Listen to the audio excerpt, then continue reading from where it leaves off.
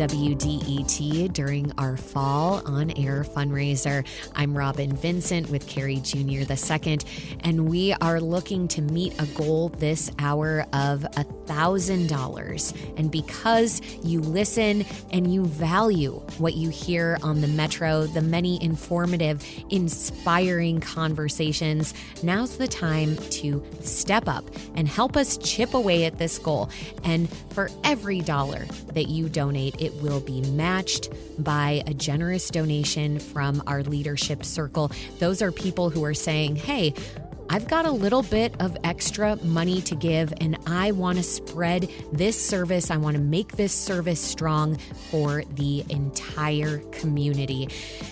Freedom of the press, that's something that we've been talking about a lot on this show, and it's one of the reasons that we're asking you to give right now, because it's not just a national issue.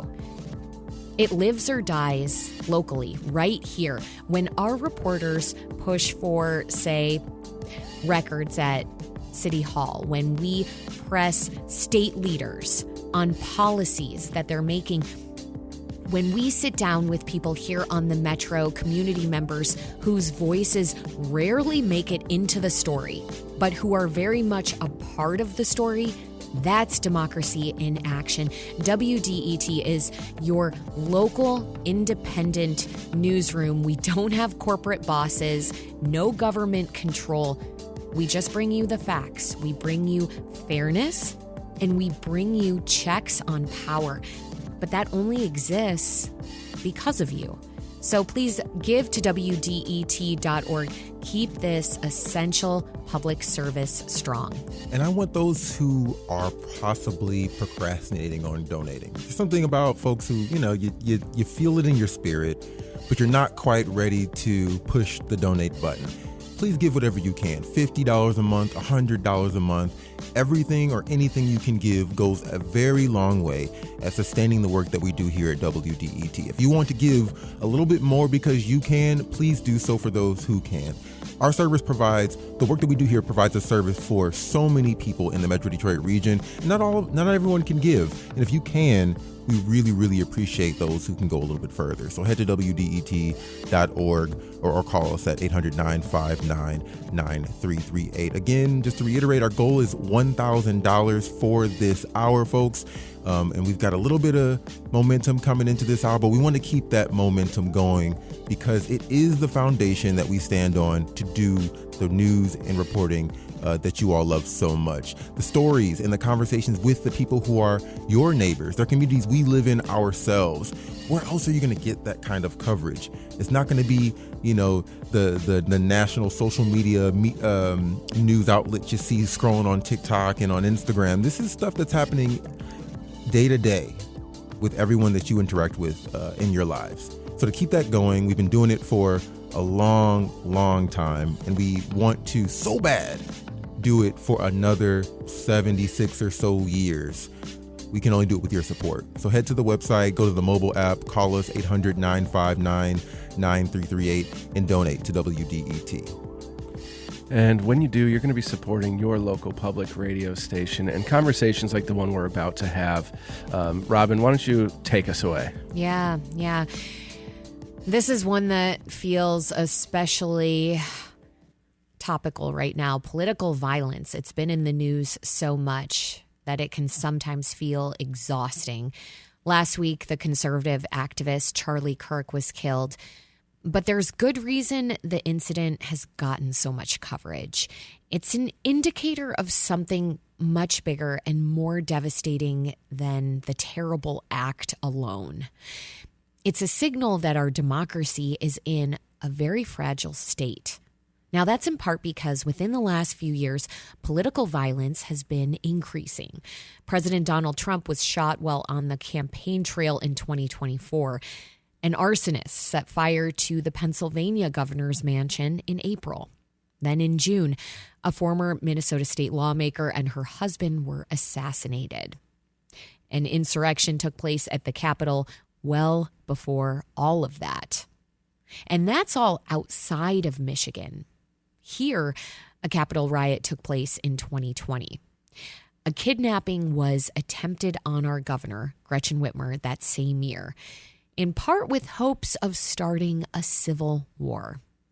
Just last week, vandalism hit a mosque in Warren.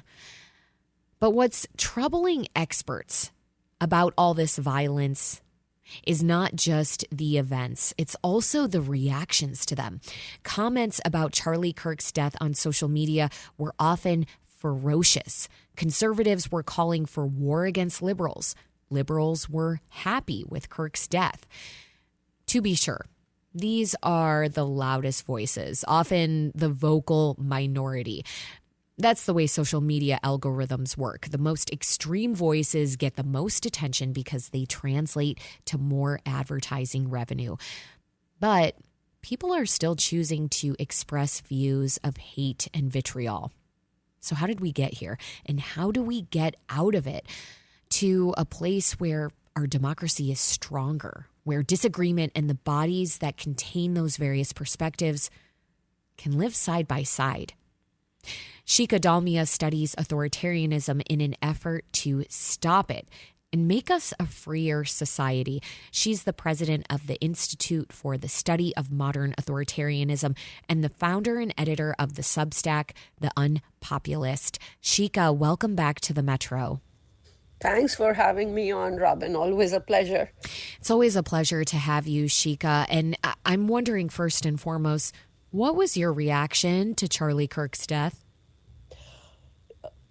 Well, Charlie Kirk was a controversial figure, no doubt about it. But the way he was assassinated was absolutely horrific. He was on a campus. He was doing his usual thing, which was answering questions in a provocative way.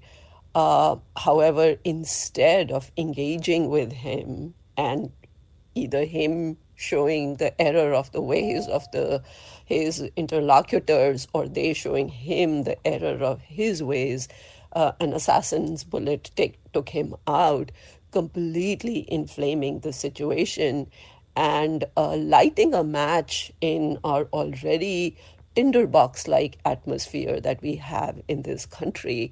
And one thing I think is really, really worth emphasizing is that violence from those who are opposing this kind of authoritarianism that we are seeing coming from the administration only plays into its hands. As you have pointed out, since this heinous assassination, there has been an all-around crackdown by this administration on all kinds of groups, which will just inflame the situation even more and put us in this endless spiral, downward spiral of more hate, more violence, more crackdowns, more state that leads to state violence. What begins with private violence leads to state violence against citizens, and we will be in a downward spiral where we won't really have a democracy to protect anymore. Shika, so what I'm hearing from you is that the current administration, I'm thinking specifically about President Trump and Vice President Vance, that they are central figures within this downward spiral, that they are helping to perpetuate what feels like a very violent cycle with no end. Yes. What they are doing is using their control of the state to weaponize it against their opponents. And when you weaponize the state against your opponents, the opponents have no other way to resist except by retaliating in the worst possible way, which then plays into their hands more. And it is really vital for those of us who believe in liberal democracy to make our resistance to the administration and its crackdowns as peaceful and as civil as possible.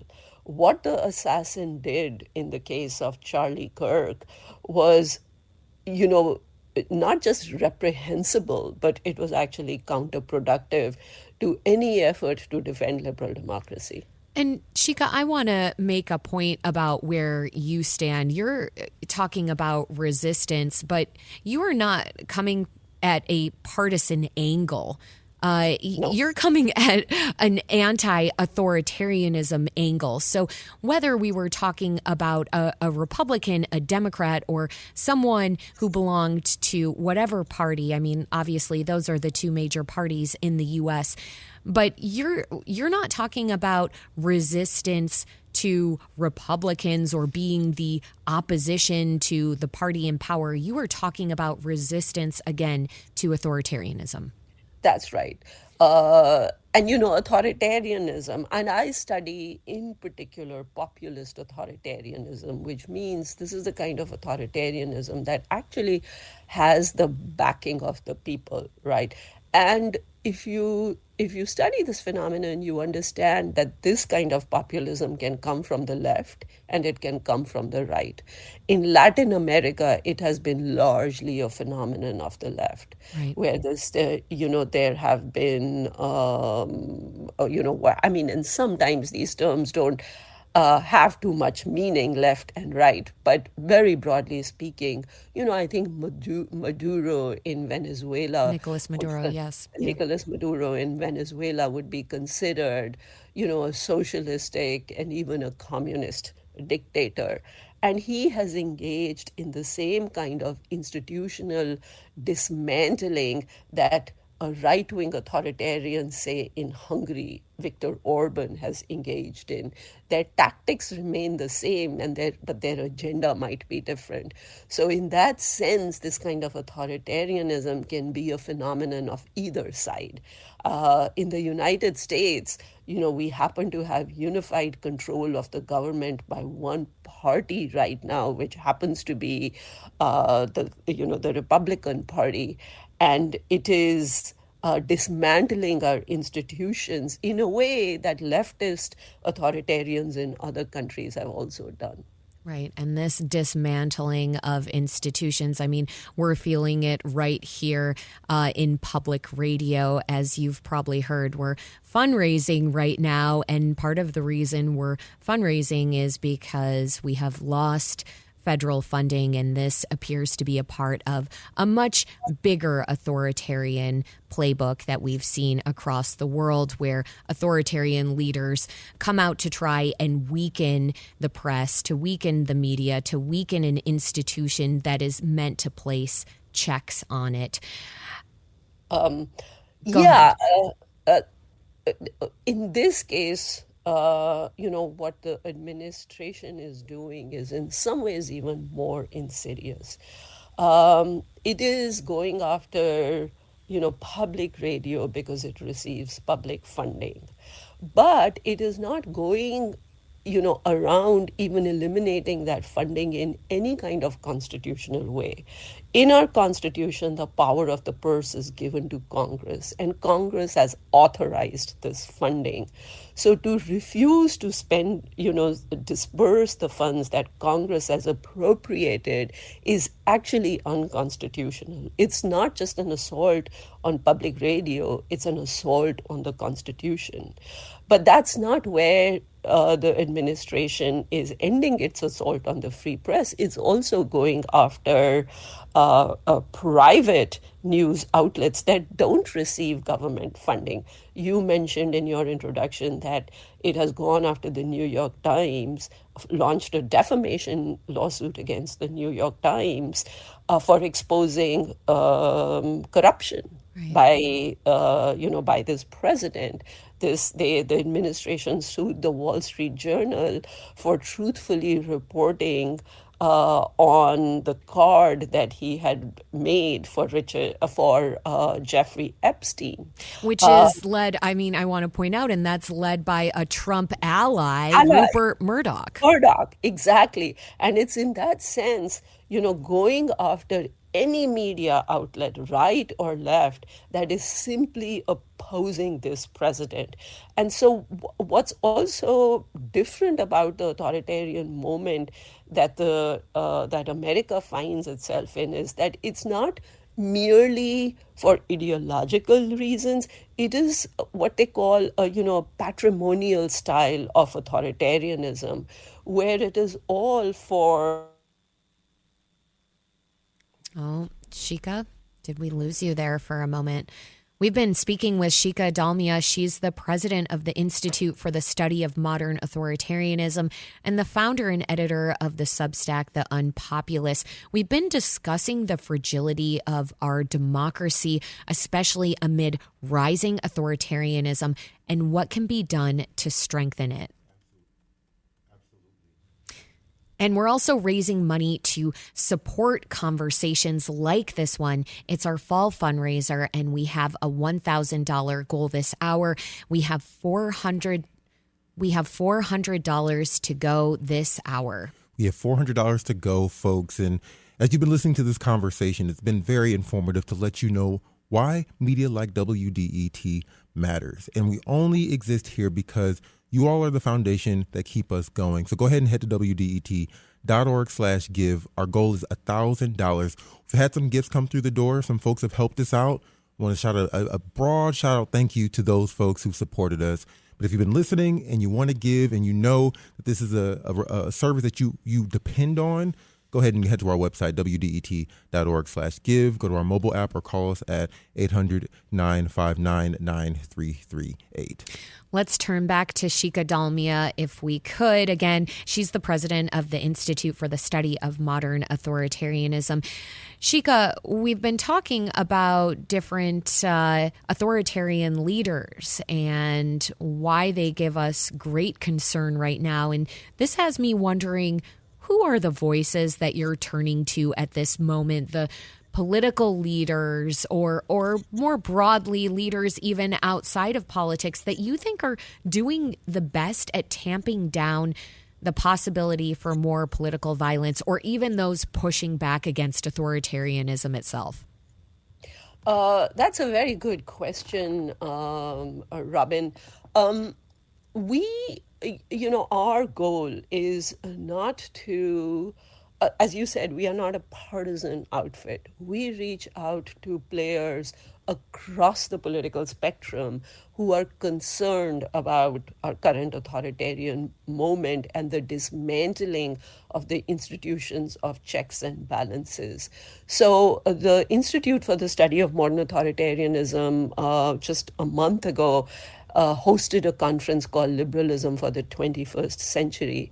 And our goal in that conference was to identify scholars, public intellectuals, concerned citizens, activists from across the political spectrum and from across the world who are fighting authoritarianism in the United States or in their countries. And so in that sense, there are civil society groups that are super concerned about what's happening.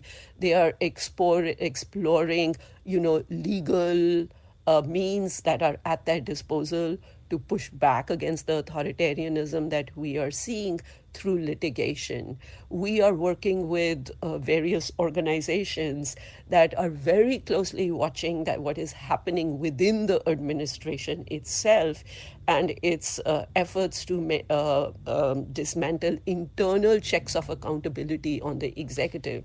So to give you an example, the Department of Justice has been completely transformed in the last 7 months. There is a whole, over the last 30 years post-Nixon, there was a very big effort to, for instance, have inspector general's offices that keep an eye on the executive and make sure that all the moves of the president are within the statutory constraints of the law. All of that is kind of gone right now. And we had Jack Goldsmith, who is a conservative Harvard Law professor who worked in the Bush administration, who is very he actually is sort of an architect of the Department of Justice, as we saw it pre-Trump. And he described that what Trump has done to the Justice Department is the equivalent of dropping an atomic bomb on it. So we are talking to any group that is following very closely what is happening within the administration. And then at the Unpopulist, we are trying to, keep a track on it and inform the public in a way that is understandable and not too legalistic. There are groups that are keeping an eye on the public corruption that is happening within the administration, the sweet deals that, President Trump is cutting with overseas governments to profit himself and his businesses. We are working, we are keeping an eye on that through the groups who are following that kind of thing.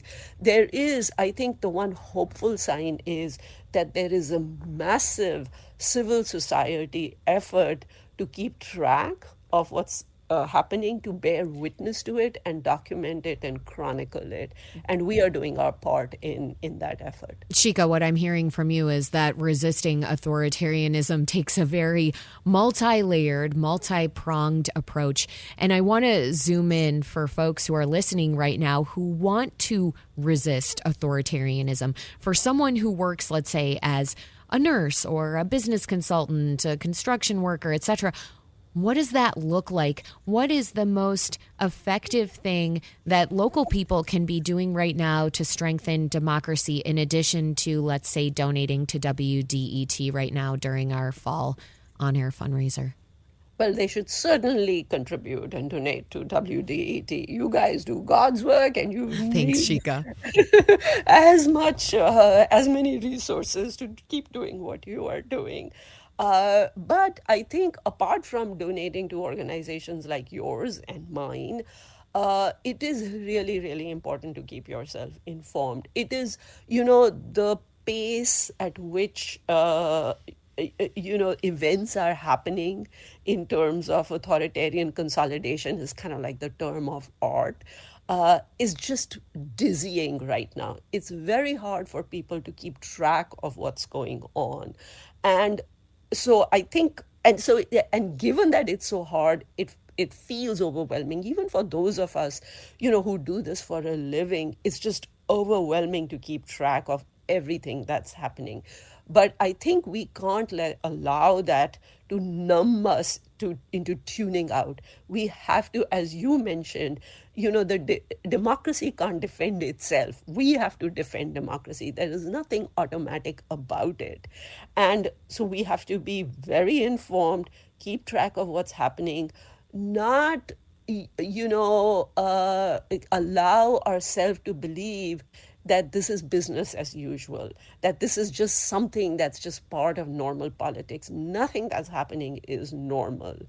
And I think civic engagement is extremely important. In fact, I think that's really the major game in town right now, because we have unified control of government. We have, the Congress, the president, both chambers of Congress, the presidency and the Supreme Court, that are largely in under one party. And, I think if Democrats controlled all branches of government and had an agenda of authoritarian consolidation, that would be problematic too. Of course. Until we have midterm elections, and maybe we can bring, some internal checks and balances back. Really, the only check is the people, the civic action. So I think it's really important for people to speak up. I think it's really important for people to show up to rallies. I live in Washington, D.C., and last weekend we had a massive No Kings rally because, as you know, we have national troops, right. The National Guard that's patrolling our streets. for no good reason. And to have the military deployed in normal times is deeply alarming. And so there was a massive No Kings rally in DC. And I think wherever such rallies happen, people who are concerned about what's happening, and everybody who should be concerned about it, should show up just to send a message that this is not okay, that this is not normal, and there will be resistance to it. Shika Dalmia's letting folks know not to normalize this moment. She's the president of the Institute for the Study of Modern Authoritarianism and the founder and editor of the Substack, The Unpopulous. Shika, thanks for joining me on the Metro. Thanks for having me on, Robin.